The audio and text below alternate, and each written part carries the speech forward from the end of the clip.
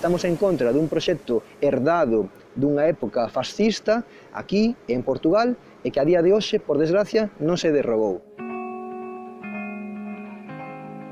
Portanto, eu considero que a União Fenosa é uma assassina do nosso regaminho.